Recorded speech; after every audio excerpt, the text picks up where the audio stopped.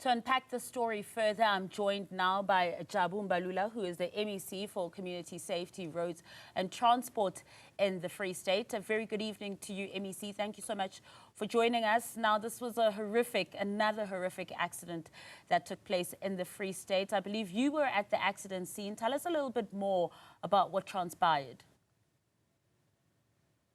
Yes, we were there this morning, but let me start by saying first, we are deeply saddened by this horrific accident that happened today in the morning at around 6:35.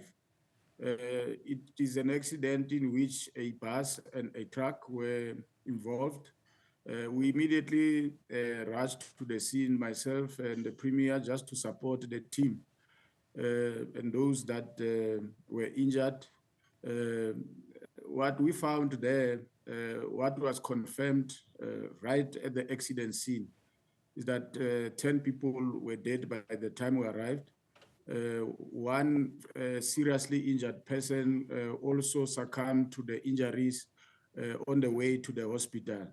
We want to convey our deepest condolences to the affected families and also wish those that are injured a speedy recovery.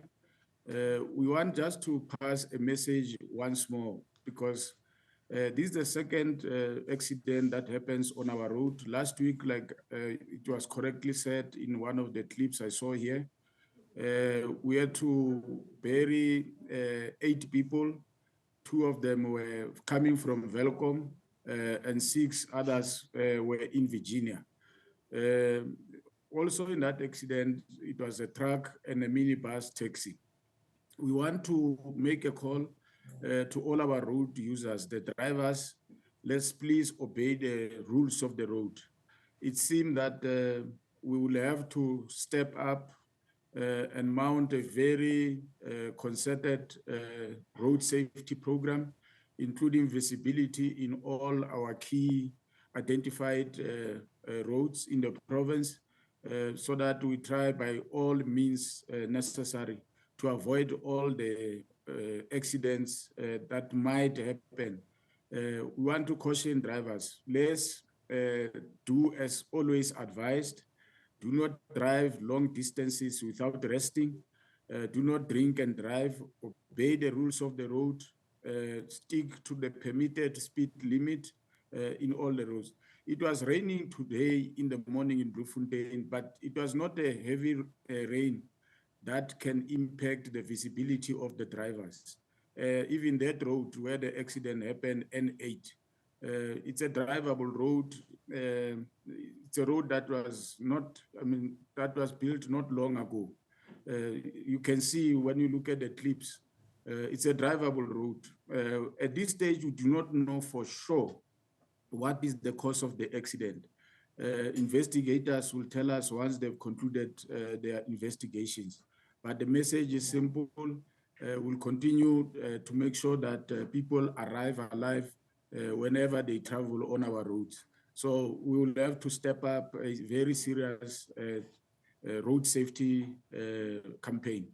Yeah, and just speaking about the road safety campaign, and last week having to bury 8 people as well from a similar accident too in the province of the Free State, are you concerned, MEC, that as we're going into the festive season where we usually see an increase in accidents on the roads as well, that this could just get worse? There are seasons. You see, the geographic position of the Free State is such that there are so many national roads that are passing through the Free State. Some of the accidents that happen is really not people of the Free State per se, it's people that are passing through the province. Some of them, according to data and research that we have, you can see that some of these accidents happen because of people driving long hours without resting enough. So we'll have to be in all of our roads. In fact, this week, we already had a national meeting, all provincial MECs and the national transport minister, Minister Barbara Creasy. We have been furnished with data as well. We are using that data to plan our road safety for the December holidays.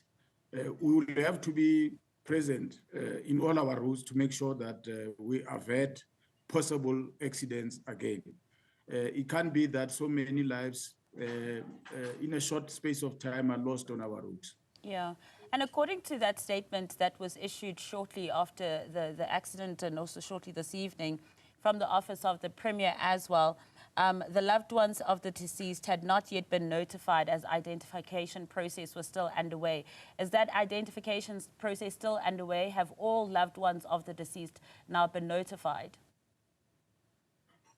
There are protocols involved in how we manage that whole process from the accident scene, also conducting other activities like autopsies. The police normally comes in when something like this has happened and handle the process of the identification, including contacting the families of those that are affected. So that will be done. It's a process that is normally done accordingly, because some of these people must first be identified where possible. Then the police will come in and notify the families, including to provide other necessary services like psychosocial support. And just finally, Premier, I know we're still in the process of identification. What we were told earlier when there were the 10 deceased, confirmed 10 deceased, that it was 7 men and 3 women. Now we know there are 11. Do we know a little bit more about the 11th person who has deceased? Yes, that's correct. It was 7 males and 3 women. And the 11th one who died also on his way to the hospital is a male. That I can confirm.